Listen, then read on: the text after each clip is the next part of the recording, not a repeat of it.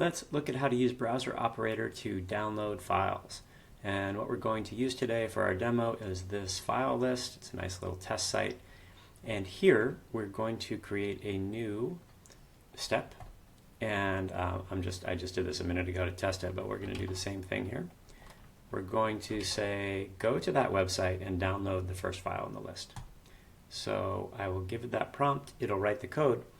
And what it'll do is it'll, any asset that's created as a result of your browser operation is going to be saved into your file store.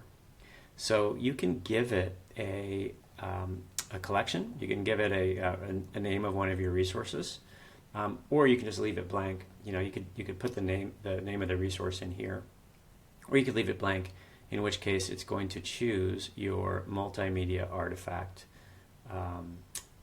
file storage, which is just the default that it uses if you give it nothing. So you can see it's created the log. Let's look at the log. That just shows what has happened.